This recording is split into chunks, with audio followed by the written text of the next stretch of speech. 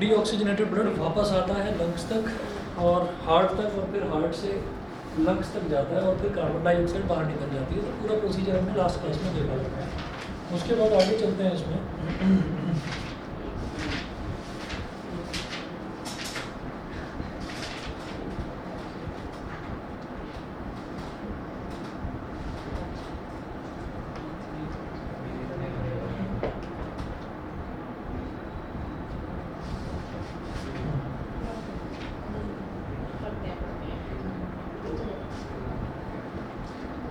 पढ़ाना शुरू कर दिया, अभी भी तुम उसको खेल ही रहे हो।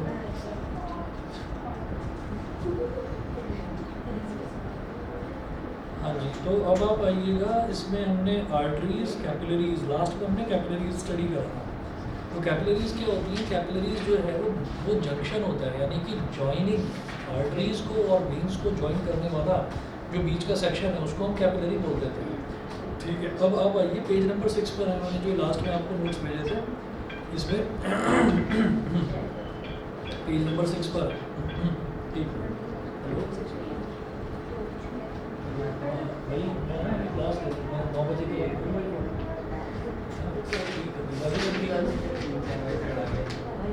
ओके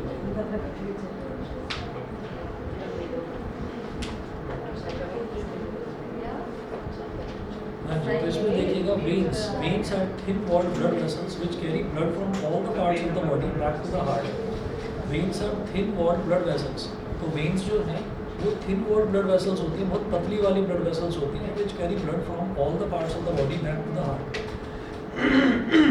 तो ये ब्लड जो है ये सारी की सारी बॉडी से लेती है और वापस हार्ट तक पहुंचाती है। तो हमने ये देखा था कि जो हमारा जो ऊपर वाला जो पोर्शन है, जैसे हमने ब्लड को हार्ट को स्टडी करा था, तो हार्ट का जो ऊपर वाला पोर्शन है उसमें इधर लेफ्ट एट्रियम होता है और इस तरफ राइट एट्रियम होता है। तो लेफ्ट एट्रियम जो है उसमें से भी आप देखेंगे कि उसमें से क्या निकल रही होती है? आर्टरी निकलती है, मेन आर्टरी जिसको बोलते हैं। और पल्मोनरी आर्टरी जो है वो वापस आ रही होती है हार्ट के अंदर। तो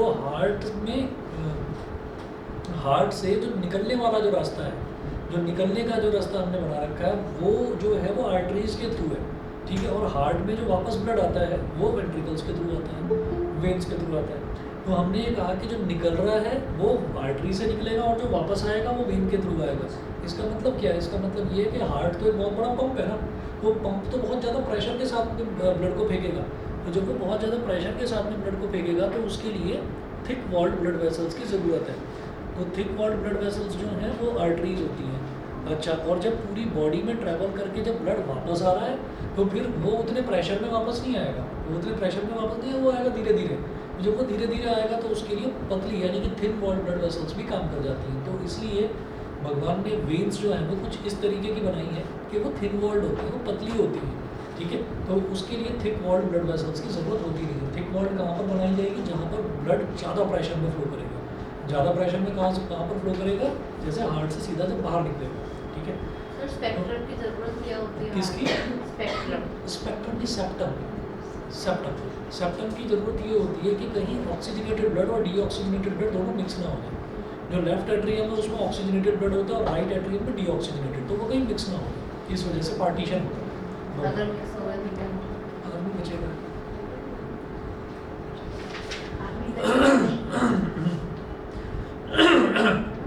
सर ये क्या होता है? मशीन नाम उसकी मिक्स हो जाता है।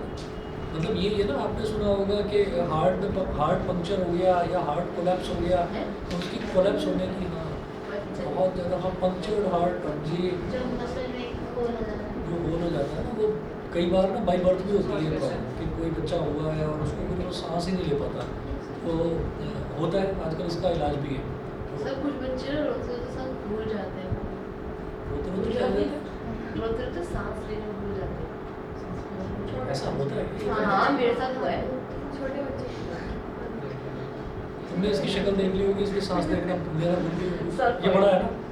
हाँ, बड़े वाले बहुत चिढ़ाते हैं छोटे वाले। मेन गेन है मीना कावा जो है वो ब्लड को वापस लेकर आती है। ठीक है ना, हार्ट में वापस लेकर आती है। तो एक मेन होती है, एक पल्मोनरी वेन होती है। ठीक है, तो यही चीज़ है इसमें। आप देख लीजिए यहाँ पर ऊपर जो डायग्राम है, पेज नंबर ऊपर आ जाइए, वेना कावा। तो तो ये जो मेन वेन है, क्योंकि वेन का काम क्या है, वेन का काम ये है कि बॉडी पार्ट्स में से, पूरी बॉडी में से मूव करके जो ब्लड आएगा उस ब्लड को वापस हार्ट में लेकर आने का काम है वेन का, ठीक है। तो मेन वेन जो है वो पूरा का पूरा डीऑक्सीजनेटेड ब्लड वो लेकर आती है वापस हार्ट में, ठीक है। ये काम है मेन वेन। और इसी तरीके से आप इस तरफ देखेंगे, ये तो मेन वेन हो गई, इस तरफ देखेंगे ये पल्मोनरी वेन है। ये पल्मोनरी वेन जो है ये भी हार्ट के अंदर ब्लड को लेकर आ रही है। कहाँ से लेकर आ रही है? ये लेकर आ रही है लंग्स से, ठीक है। तो हार्ट के अंदर जो ब्लड आता है वो वेन्स के थ्रू आता है, और हार्ट में से जो निकलता है वो आर्टरीज के थ्रू निकलता है, ठीक है। तो मेन वेन लाती है डीऑक्सीजनेटेड ब्लड, और पल्मोनरी वेन जो है वो ले जाती है, वो लेकर आती है ऑक्सीजनेटेड ब्लड, वो लंग्स से। हाँ, आउटा जो है ना, एक मिनट, ये क्या बताता हूँ। ये जो है इसको हम बोलते हैं पल्मोनरी, ये है मेन आर्टरी। तो मेन आर्टरी जो है ये इसका जो है इसका फंक्शन ये है कि जो ऑक्सीजनेटेड ब्लड है, ऑक्सीजनेटेड ब्लड जो सीधा हार्ट से बाहर निकलता है, जो बॉडी की तरफ जाता है, हार्ट से निकला और बॉडी में डिस्ट्रीब्यूट हुआ, वो आउटा के थ्रू होता है। ये मेन आर्टरी। तो सिंपल आर्टरी, पल्मोनरी आर्टरी और आउटा में क्या डिफरेंस है? दोनों में डिफरेंस बताता हूँ क्या है। जो ये मेन आर्टरी जो है, मेन आर्टरी जिसको आउटा बोल देते हैं, ये क्या करेगी? ऑक्सीजनेटेड ब्लड पूरी बॉडी में सप्लाई करेगी। और जो पल्मोनरी आर्टरी है वो डीऑक्सीजनेटेड ब्लड लंग्स को सप्लाई करेगी। तो दोनों में यही अंतर है, यही मेन वेन और पल्मोनरी वेन में अंतर है। मेन वेन क्या करती है? मेन वेन लाती है डीऑक्सीजनेटेड ब्लड हार्ट के अंदर, और जो पल्मोनरी वेन है वो लाती है ऑक्सीजनेटेड ब्लड हार्ट के अंदर। वेन हार्ट के अंदर ब्लड को लाएगी। तो मेन वेन लाती है डीऑक्सीजनेटेड ब्लड को, पल्मोनरी वेन लाती है ऑक्सीजनेटेड ब्लड को। आर्टरी, तो मेन आर्टरी ऑक्सीजनेटेड ब्लड को थ्रो करती है हार्ट से बाहर, और जो पल्मोनरी आर्टरी है वो डीऑक्सीजनेटेड ब्लड को हार्ट से बाहर पंप करती है। कहाँ पहुँचाती है? लंग्स को पहुँचाती है। ये चीज़ सर, तो दोनों आर्टरीज के जो फंक्शन होते हैं, थिक वॉल वगैरह, हाँ। तो वो सेम रहता है? वो सेम रहेगा, क्योंकि भाई जो हार्ट में से ब्लड निकल रहा है ना, हार्ट का काम है पंप करना। तो हार्ट में से जो ब्लड निकल रहा है वो तो भयंकर प्रेशर में निकलेगा। जो हार्ट में से बाहर निकल रहा है तो वो तो ज़्यादा प्रेशर में निकलेगा, तो उसके लिए हमको ज़्यादा थिक वॉल ट्यूब्स की ज़रूरत है। उन्हीं थिक वॉल ट्यूब्स को हम आर्टरी बोल देते हैं। ठीक है जी, क्लियर? ठीक, चलिए तो मैं आगे चल रहा हूँ। कहीं पर भी किसी चीज़ में प्रॉब्लम बताना है, ये तो बड़ा इंटरेस्टिंग है ये वाला पोर्शन हार्ट वाला। Veins do not need thick walls because the blood flowing through them is no longer under high pressure.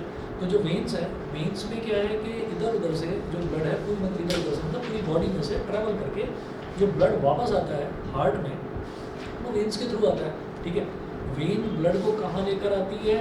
Heart के अंदर लेकर आती है। तो हार्ट के अंदर जो ब्लड आ रहा है भाई वो हाई प्रेशर पर नहीं है, वो तो हार्ट से जो बाहर निकलता है वो हाई प्रेशर में निकलेगा।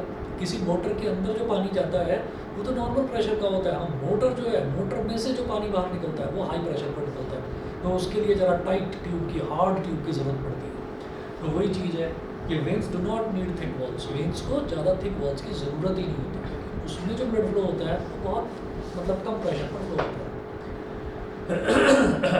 थर्ड देखिए, the pulmonary vein is connected to the left atrium of the heart as shown in figure. तो जो पल्मोनरी वेन है वो लेफ्ट आर्टरियम में कनेक्टेड होती है। The pulmonary vein carries oxygenated blood from lungs back to the heart. Pulmonary vein oxygenated blood को कहाँ से लेकर आती है? लंग्स से हार्ट में लेकर आती है पल्मोनरी वेन, ठीक है। साइड बाय साइड डायग्राम में भी चेक करते जाइए। पल्मोनरी वेन ऑक्सीजनेटेड ब्लड को हार्ट के अंदर लेकर आएगी from lungs. There is also a main vein called vena cava. Main vein को, जैसे मेन आर्टरी को आयोटा बोल देते हैं, ऐसे मेन वेन को वेना कावा बोल देते हैं, ठीक है। तो मेन वेन क्या करेगी? जब पल्मोनरी वेन ऑक्सीजनेटेड ब्लड को लेकर आ रही है तो मेन वेन डीऑक्सीजनेटेड ब्लड को लेकर आएगी। तो मेन वेन और vena cava, the vena cava is connected to the right atrium of the heart. Vena cava carries deoxygenated blood from all the parts of the body except lungs back to the heart. तो main vein जो है body के सारे parts में से deoxygenated blood को लाकर वापस heart को सप्लाई कर देती है, ठीक है। उसके बाद the main difference between an artery and a vein is that an artery carries blood from the heart to the body. Artery कहाँ से ब्लड लेती है? हार्ट से पूरी बॉडी में डिस्ट्रीब्यूट करती है। And whereas a vein carries blood from the body organs back to the heart. तो बॉडी ऑर्गन से हार्ट में ब्लड देने का काम जो है वो वेन है ना। तो ये मेन डिफरेंस है वेन में और आर्टरी में। दूसरा डिफरेंस आपको पता ही है, arteries are thick walled, veins are thin walled, ठीक है। चलिए जी, उसके बाद में देखिएगा एक क्वेश्चन है पेज नंबर 6 पर बिल्कुल नीचे की तरफ है, why heart is called a double pump. Heart जो है, हार्ट को डबल पंप क्यों बोला जाता है? हार्ट को डबल पंप इस वजह से बोला जाता है, देखिए वो एक तरफ तो डीऑक्सीजनेटेड ब्लड जो है उसको फेंकता है और एक तरफ ऑक्सीजनेटेड ब्लड को फेंकता है, ठीक है। एक आर्टरी डीऑक्सीजनेटेड को फेंकती है, एक आर्टरी, मतलब दो जो पार्ट्स हैं उसके, वो दो पार्ट्स जो है वो साइमल्टेनियसली काम करते रहते हैं। एक तरफ डीऑक्सीजनेटेड ब्लड जो है वो फेंका जाता है, किसको दिया जाता है? लंग्स को लो, वही लो तुम पकड़ो, डीऑक्सीजनेटेड ब्लड मतलब कार्बन डाइऑक्साइड को बाहर फेंको। एक तरफ ऑक्सीजनेटेड ब्लड को फेंकता है, ऑक्सीजनेटेड ब्लड को बॉडी पार्ट्स को दे देता है, लो भाई लो ऑक्सीजन लो, ठीक है। तो इस वजह से वो डबल पंप की तरह काम करता है, एक तरफ तो लंग्स को वापस देता है कार्बन डाइऑक्साइड, एक तरफ बॉडी को देता है ऑक्सीजनेटेड ब्लड। इसलिए तो वही लिखा है, the left side of the heart, left atrium and left ventricle acts as one pump which pumps blood into the whole body except the lungs. तो जो लेफ्ट एट्रियम है, लेफ्ट वाला जो पोर्शन है जिसमें लेफ्ट एट्रियम और left ventricle है, इसका काम क्या होता है कि पूरी बॉडी को ऑक्सीजनेटेड ब्लड सप्लाई करना, और जो राइट वाला है उसका काम क्या होता है कि डीऑक्सीजनेटेड ब्लड को वापस भेजना, लंग्स के पास भेजना। तो right side of heart, right atrium and right ventricle acts as another pump which pumps blood only into the lungs. तो ये जो है ब्लड को सिर्फ और सिर्फ लंग्स में सप्लाई करता है। We can see from figure A that the left side of heart is completely separated from the right side by a partition called septum, ठीक है, स्पेक्ट्रम नहीं होता है, सेप्टम, ठीक। अब आगे चले, सो the two pumps in the heart work independently. तो हार्ट में जो दो साइड्स हैं वो दो पंप्स की तरह बिल्कुल इंडिपेंडेंटली अलग अलग काम करते हैं। अगर वेन या आर्टरी ब्लड डाइट, अरे फिर वही बात है ना कि हार्ट काम नहीं कर रहा है। हाँ तो वही तो इंडिपेंडेंट लिखा है, वो तो डिपेंडेंट है ना वेन और आर्टरी। इंडिपेंडेंट का मतलब ये है कि जो राइट साइड वाला पोर्शन है ना उसका लेफ्ट साइड से कोई मतलब नहीं है, और जो लेफ्ट साइड वाला उसका राइट साइड से कोई मतलब नहीं है, वो आज़ाद।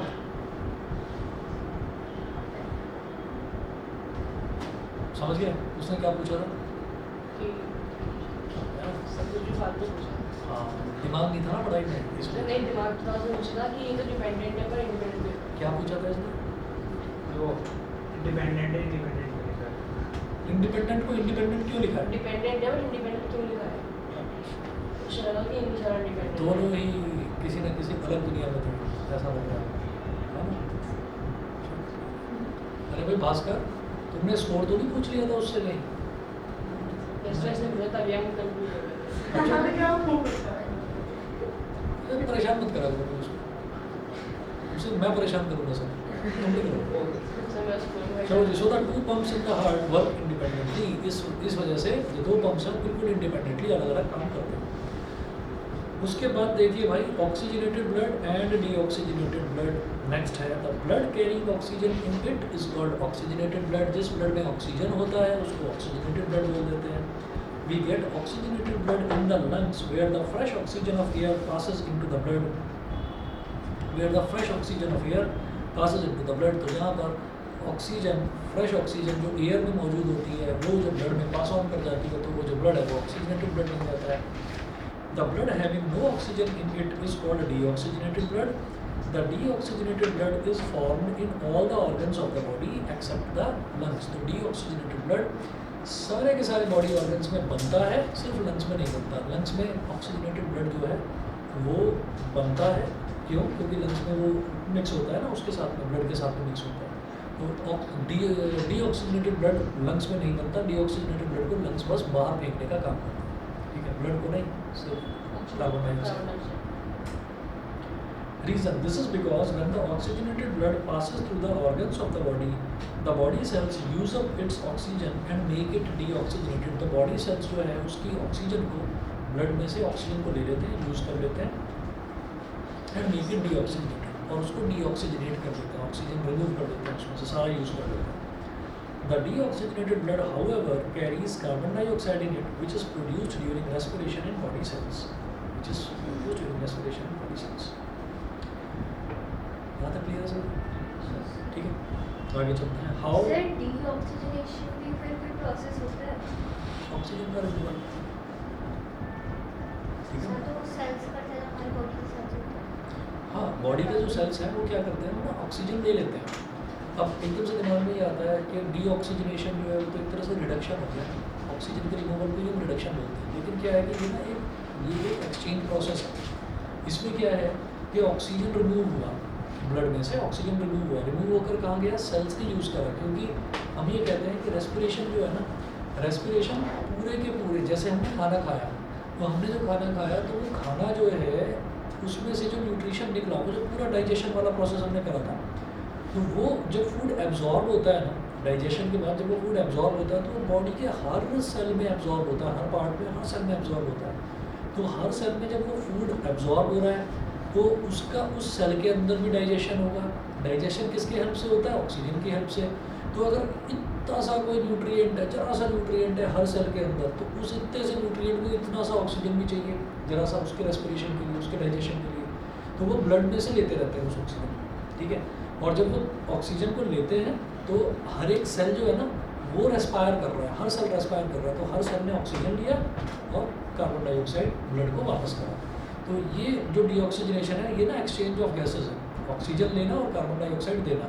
तो धीरे धीरे उसमें से ऑक्सीजन का कंटेंट कम होता जाता है ब्लड में से, और सेल से उसको कार्बन डाइऑक्साइड प्रोवाइड करते रहते हैं, तो कार्बन डाइऑक्साइड कंटेंट बढ़ता चला जाता है। तो डीऑक्सीजनेटेड ब्लड में ऑक्सीजन नहीं होता, लेकिन कार्बन डाइऑक्साइड भरपूर होता है, ऐसा होता है।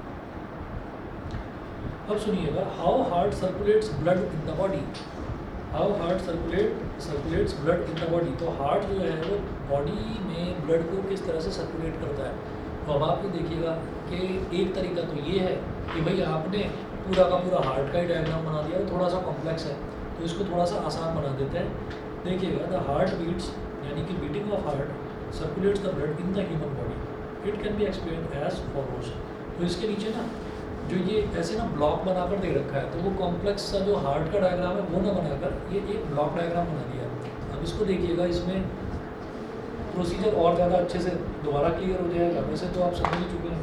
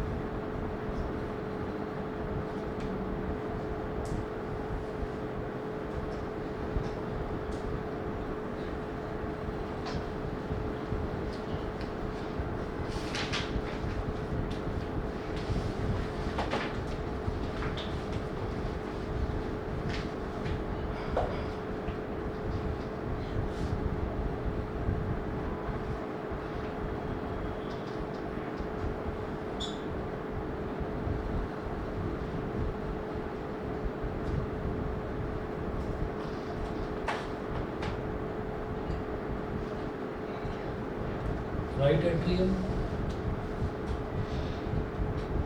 Left atrium,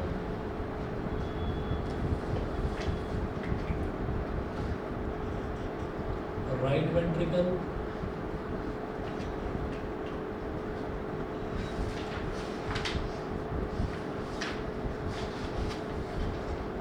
left ventricle.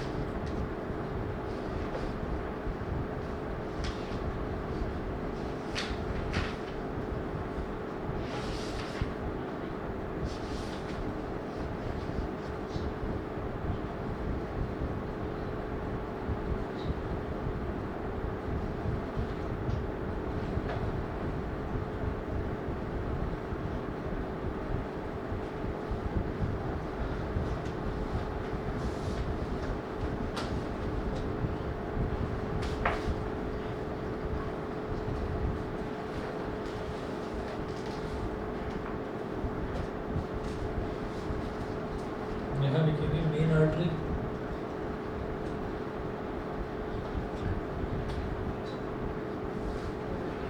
Aorta,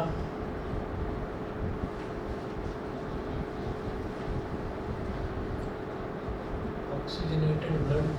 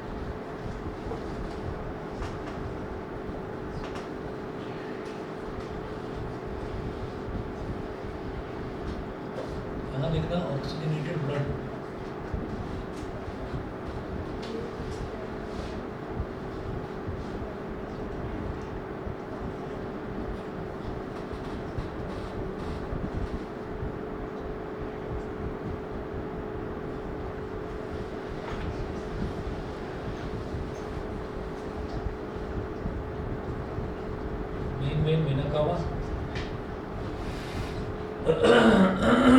deoxygenated blood,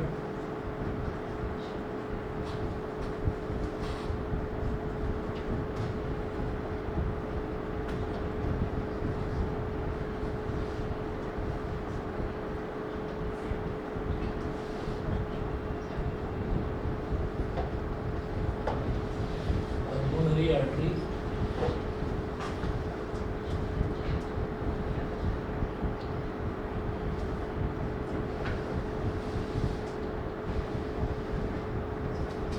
deoxygenated blood,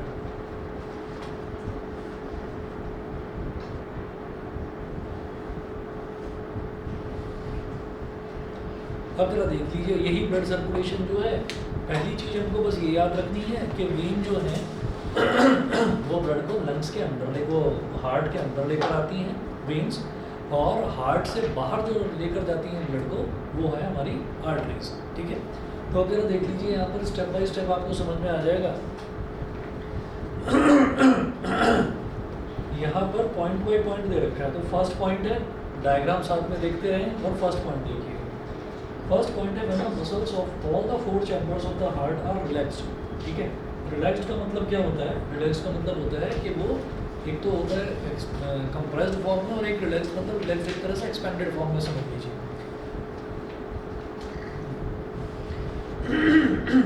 the pulmonary vein brings the oxygenated blood, यानी कि oxygen carrying blood from the lungs into the left atrium of the heart. Step 1 of figure C. ठीक है, तो ये figure सी है, इसका step 1 देख लीजिए कि जब हार्ट रिलैक्स्ड होता है तो उस दौरान पल्मोनरी वेन जो है, pulmonary vein oxygenated blood left atrium में लेकर आती है। ठीक है, लेफ्ट एट्रियम में सबसे पहले क्या हुआ, पल्मोनरी वेन जो है वो ऑक्सीजनेटेड ब्लड लेकर आई। पल्मोनरी वेन कहाँ से कनेक्टेड है? लंग्स के साथ कनेक्टेड है। लंग्स के पास ऑक्सीजन कहाँ से आई? लंग्स हमारी नाक से कनेक्टेड है, नॉस्ट्रल से, और सीधा नेसल पैसेज से कनेक्टेड है। तो वहाँ से ऑक्सीजन हमने सांस लिया, सांस कहाँ गया? लंग्स के पास गया। तो लंग्स के पास जैसे ही ऑक्सीजन पहुँचा, उसमें ऑक्सीजन पल्मोनरी वेन के थ्रू ऑक्सीजन मिक्स करा ब्लड के अंदर और उसको लेफ्ट एट्रियम में प्रोवाइड करा दिया। अब स्टेप 2 देखिए। स्टेप 2 में है when the left atrium contracts. अब ये जो लेफ्ट एट्रियम है, जैसे ही ये फूलता है, फूलने के बाद में फिर ये कॉन्ट्रैक्ट होगा। तो जब ये कॉन्ट्रैक्ट होगा यानी कि जब ये दबेगा, जब ये दबेगा तो फिर ये वाला वॉल्व ओपन हो जाएगा, लेफ्ट वेंट्रिकल में ब्लड आ जाता है। ठीक है, अब देखिएगा, when the left atrium contracts the oxygenated blood is pushed into the left ventricle through valve V1। Step 2 through valve V1। ठीक, उसके बाद देखिएगा फिर है when the left ventricle contracts. अब जब ये लेफ्ट वेंट्रिकल कॉन्ट्रैक्ट होता है, when the left ventricle contracts the oxygenated blood is posed into the main artery called aorta. जब लेफ्ट वेंट्रिकल कॉन्ट्रैक्ट होता है तो ये मेन आर्टरी से कनेक्टेड है, मेन आर्टरी से ऑक्सीजनेटेड ब्लड निकलेगा। तो निकला यहाँ से बाहर, तो निकला तो किसके थ्रू निकलेगा? आर्टरी के थ्रू निकलेगा। तो मेन आर्टरी के थ्रू ब्लड बाहर निकला, ऑक्सीजनेटेड ब्लड बाहर निकला। ठीक, अच्छा, this main artery then branches into smaller arteries which go into different body organs except the lungs. तो ये जो मेन आर्टरी है ये और छोटी छोटी आर्टरीज के साथ में कनेक्टेड है, और वो आर्टरीज जो है उस ब्लड को पूरे के पूरे जो अलग अलग बॉडी ऑर्गन्स हैं उन तक पहुँचाती है oxygenated blood. Oxygenated blood body organs तक पहुँचा, बॉडी ऑर्गन्स के अंदर रेस्पिरेशन का पूरा चक्कर चला। रेस्पिरेशन में क्या हुआ कि जितना भी ऑक्सीजन था वो सारा ऑर्गन्स ने ले लिया, सेल्स ने ले लिया, और अपनी कार्बन डाइऑक्साइड ब्लड को दे दी। तो ब्लड क्या बन गया? Deoxygenated blood. ठीक, अगला स्टेप देखिए, द मेन आर्टरी, ये वाली main artery carries blood to all the organs or parts of the body like head, chest, arms, stomach, etc. except the lungs.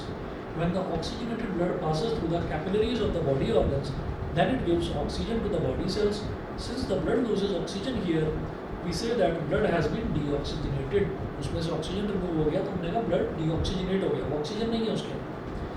The blood also gives the digested food and other dissolved materials to the body cells. जो blood है वो बाकी का जो nutrients हैं वो nutrients भी side by side provide करता है। ये नहीं कि सिर्फ अभी रुक जाओ जरा, मैं तुम्हें सिर्फ ऑक्सीजन देकर जाऊँगा, फिर एक दूसरा चक्कर लगाऊंगा, दूसरे चक्कर में तुम्हें फूड और न्यूट्रिएंट्स भी दे दूँगा, ऐसा नहीं है। साइड बाय साइड बाकी सारे काम भी करता रहता है। ठीक है, तो क्या है, since the blood loses oxygen here we say that the blood has been deoxygenated, the blood also gives the digested food and other dissolved materials to the body cells at the same time carbon dioxide produced as a waste material during respiration enters into the blood. उसी time carbon dioxide जो है blood के अंदर enter कर जाती है. The deoxygenated blood carrying CO2 from the body organs enters into the main vein. Vena cava or vena cava. The main vein carries deoxygenated blood to the right atrium of the heart. Right atrium of the heart. तो यहाँ तक वो deoxygenated blood को ले जाता है. अब right atrium क्या होगा? Contract होगा.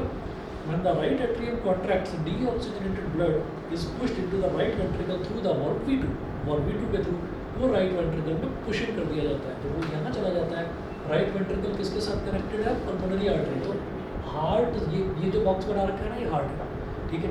तो और ये जो बीच का पार्टीशन है, दिस इज सेप्टम, ठीक है.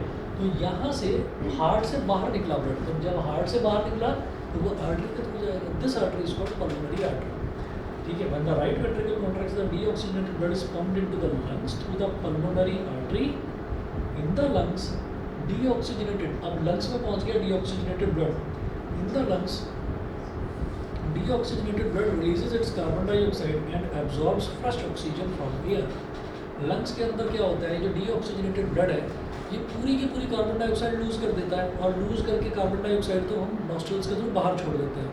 अब साइड बाय साइड ऑक्सीजन अंदर आती है, ऑक्सीजन फिर उसमें मिक्स हो जाती है, ठीक.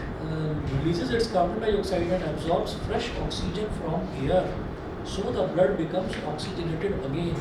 This oxygenated blood is again sent to the left atrium, फिर से लेफ्ट एट्रियम के पास गया, of heart by pulmonary vein for circulation in the body.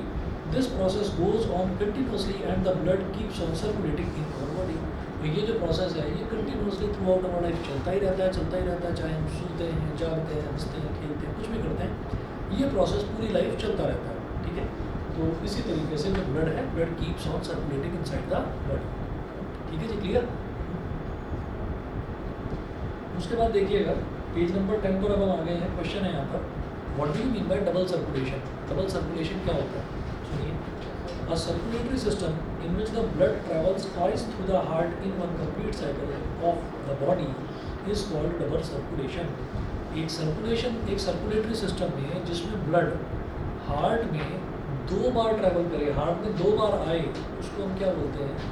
Double circulatory system. In the human circulatory system, the pathway of blood from the heart to the lungs and back to the heart is called pulmonary circulation. ठीक है.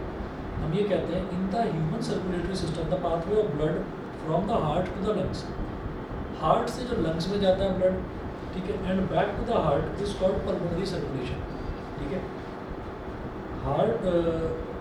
Heart से lungs में आना, ठीक है, और heart से lungs में आना और लंग्स से हार्ट में आना, इसको कहते हैं पल्मोनरी सर्कुलेशन, ठीक है. आप ये देखिए कि यहाँ पर क्या हुआ है, लंग्स से हार्ट में आया ब्लड, और यहाँ पर क्या हुआ है कि हार्ट से लंग्स में गया ब्लड. तो ये वाला जो सर्कुलेशन है, इसको क्या बोलते हैं? Pulmonary circulation. The pathway of blood from heart to the rest of the body and back to the heart is called systemic circulation. Systematic नहीं, सिस्टमिक. सिस्टम के आगे बस आईसी लगा देना, सिस्टमिक सर्कुलेशन. तो हार्ट से बॉडी ऑर्गन्स में गया और बॉडी ऑर्गन्स से वापस हार्ट में आया. तो ये वाला जो सर्कुलेशन है, this is called systemic circulation. तो ये 2 तरीके के सर्कुलेशन हो गए, इसलिए इसको कहा जाता है कि डबल सर्कुलेटरी सिस्टम भी होता है. समझिए. The animals such as mammals including human beings and birds have 4 chambered heart which consist of 2 atria and 2 ventricles. तो एनिमल्स सच एज मैमल्स, तो जो मैमल्स होते हैं उसमें ह्यूमन बीइंग्स भी शामिल हैं एंड बर्ड्स, और बर्ड्स भी हैं, तो दे हैव 4 चैम्बर्ड हार्ट. तो एनिमल्स जो मैमल्स होते हैं, ह्यूमन बीइंग्स होते हैं और बर्ड्स होते हैं, उन सब में 4 चैम्बर्ड हार्ट है. 1, 2, 3, 4 chambered heart. All the animals having 4 chambered hearts have double circulation in which the blood passes through the heart twice in one complete cycle of the body. ठीक है.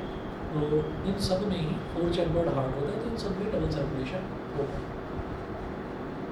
ठीक है. फिर जरा एम्फीबियंस का केस देखते हैं. मुझे 1 मिनट दीजिए, मैं 1 मिनट बाद.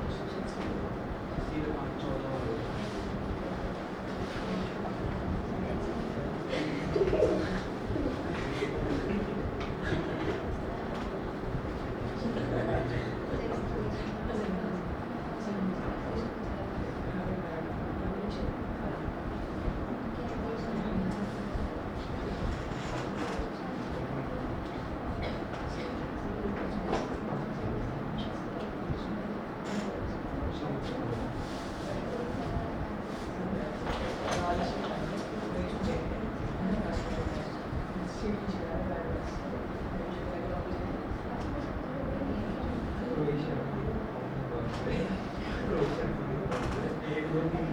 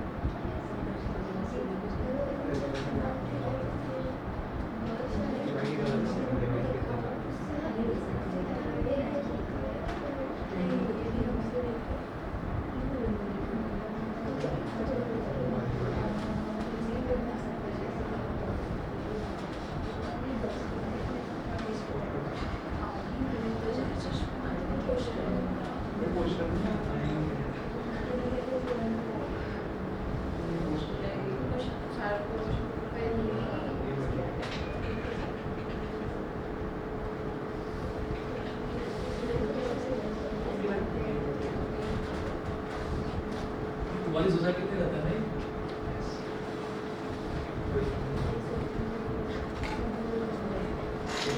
घबराओ मत भाई, सब ठीक हो जाएगा। सर आपका सही क्या हुआ? ऐसा लग रहा है जैसे टेंशन में बैठा हुआ है। आज हमारे स्कूल में असेंबली थी, है ना? तो मैं अपना क्या बैठा था, मेरी चेयर थी एक और साइड में खाली थी, मैं अपनी जगह था अंदर के लिए, हाँ बस का बैठा था। मुझे लग रहा चेयर लेके पकड़ के खींचता था, वापस खींचता था, वापस खींचता था। मैंने पकड़ रखी, जो भी खींचता रहा मैं करें तो, ठीक है? बाद में मैंने हाथ छोड़ दिए, नीचे लगी बैठी थी, वो उससे भी उल्टा कर रहा है, उससे भी खींचता रहा है। गुस्से में था जी। और पता क्या था, तो सीट पकड़ के अच्छा बस ये करना था, हाथ रखना था। हाथ रखा था। स्वैग है इसका अलग ही। और पता है 20 जनवरी में सर पेरेंट्स बैठे हुए 20 जनवरी में, तो ऐसे सब ऐसे रात में तो तुमने सोचा कि मैं लेट ही जाता हूँ। चलो केस ऑफ एम्फीबियंस देखिएगा। हमने देखा ह्यूमन बींग्स में, मैमल्स में और बर्ड्स में सब में 4 चैम्बर्ड हार्ट होता है, तो डबल सर्कुलेशन प्रोसेस फॉलो होता है। डबल सर्कुलेशन का मतलब ये हो गया कि लंग्स से हार्ट तक आना ब्लड का और हार्ट से लंग्स तक जाना। एक सर्कुलेशन सिस्टम ये हो गया, इसको पल्मोनरी सर्कुलेशन कहते हैं। हार्ट से बाकी के बॉडी पार्ट्स में जाना और बाकी के बॉडी पार्ट से वापस हार्ट में आना, इसको हम सिस्टमिक सर्कुलेशन कहते हैं। तो इसी को हम ये कहते हैं डबल सर्कुलेशन हो गया, ठीक है। Case of amphibians, the animals such as amphibians and many reptiles are cold-blooded animals whose body temperature depends on the temperature in the environment.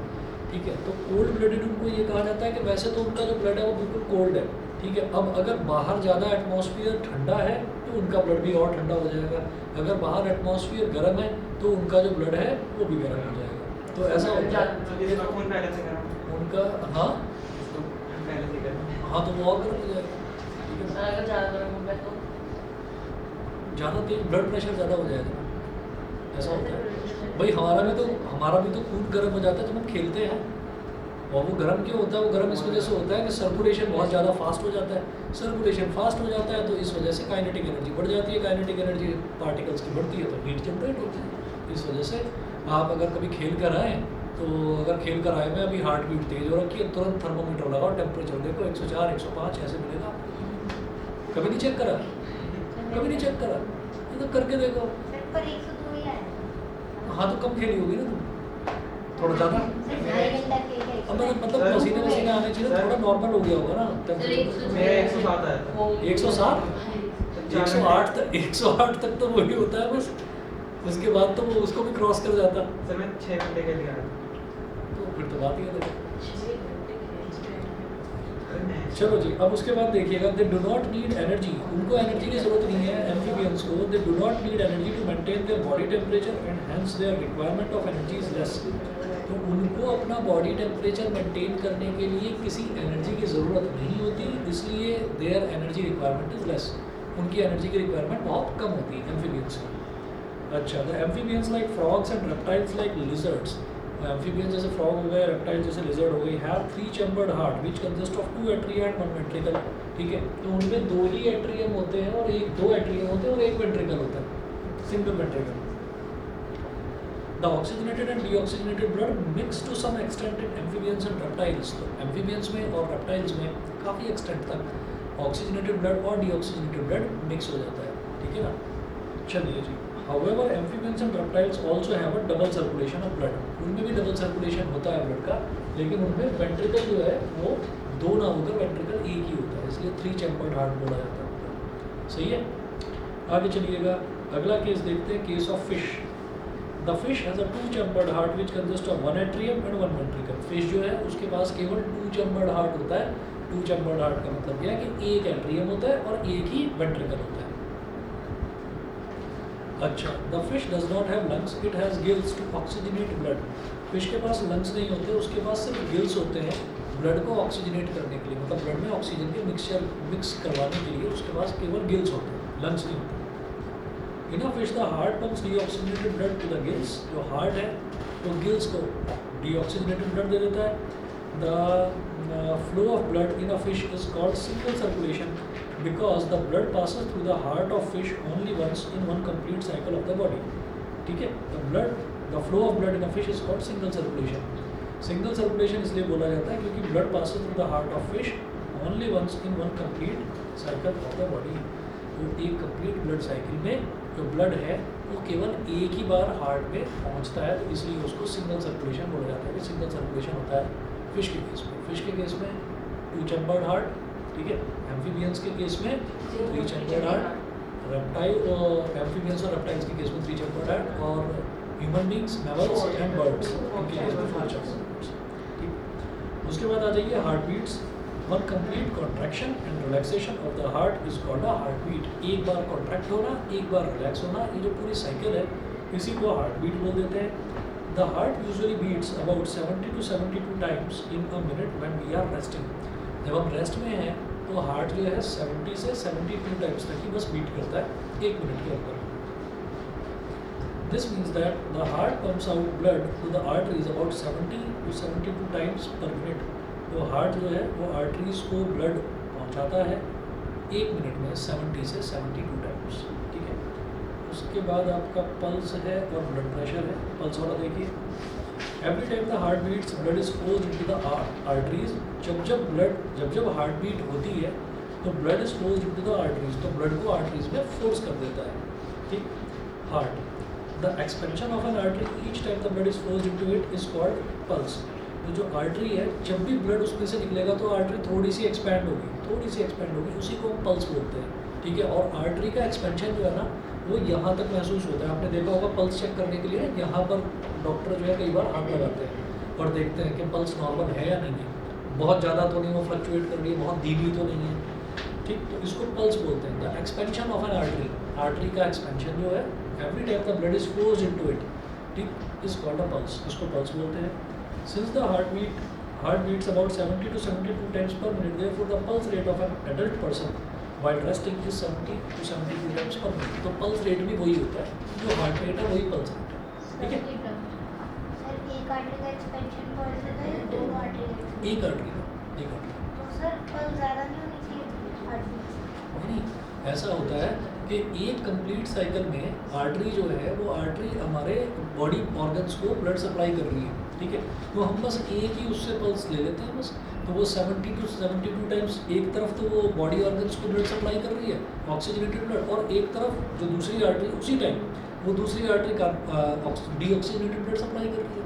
तो इसका मतलब 70-72 बार वो चलता है तो 70-72 बार वो भी चलता है, तो दोनों साइमल्टेनियसली चलता है।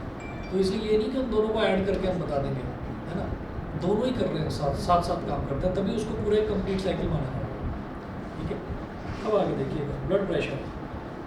The pressure at which the blood is pumped around the body by the heart is called blood pressure. जितने प्रेशर पर ब्लड को पूरी बॉडी में पंप कराया जाता है उसको कहते हैं blood pressure. The blood pressure of a person is always express in the form of 2 values. Blood pressure 2 values में एक्सप्रेस करा जाता है, एक होता है सिस्टोलिक प्रेशर और एक होता है डायस्टोलिक प्रेशर। सिस्टोलिक प्रेशर और डायस्टोलिक प्रेशर सुना होगा ना, ब्लड प्रेशर अगर नापते हैं तो उसकी 2 वैल्यूज आती हैं, एक ऊपर वाली वैल्यू एक नीचे वाली वैल्यू, तो सिस्टोलिक और डायस्टोलिक। अब सुने, the phase of the heart beat when the heart contracts and pumps the blood into arteries. Heart जब कॉन्ट्रैक्ट होकर आर्टरीज को ब्लड पहुंचाता है तो उस फेज को बोलते हैं सिस्टोल, सिस्टोल, ठीक। The phase of the heartbeat when the heart relaxes and allows the chambers to fill with blood is called diastole। जब ब्लड जो हार्ट है वो ब्लड सप्लाई करता है, ठीक है, तो उस दौरान जो फेज होता है ना हार्ट का उसको बोलते हैं सिस्टोल। और जब वो रिसीव करता है ब्लड को तो उस दौरान जो फेज है उसको क्या बोलते हैं, डायस्टोल। इसीलिए जो ऊपर वाला ब्लड प्रेशर है जिसको कहते हैं ना ऊपर वाला 180, नॉर्मल पर्सन का बोलते हैं 180 है, और जो नीचे वाला है वो 80 आता है, तो 120 और नीचे वाला 80 होता है। तो 120 वाला ब्लड प्रेशर ज़्यादा है और नीचे वाला कम है। ऑब्वियस सी बात है कि जब हार्ट ब्लड फेंक रहा है तो वो ज़्यादा प्रेशर पर फेंकेगा, और जब हार्ट रिसीव कर रहा है तो कम प्रेशर पर आएगा, ये होता है, ठीक है। ठीक है जी, ये आपका ट्रांसपोर्टेशन जो है ये भी आपका कंप्लीट होता है। इसके बाद लास्ट क्वेश्चन एक्सक्रीशन बचा हुआ है, वो भी देखेंगे, ठीक है। चलिए जी, सर हमारा पहले लाइट कंप्लीट कराते Good evening, sir. Yes, sir.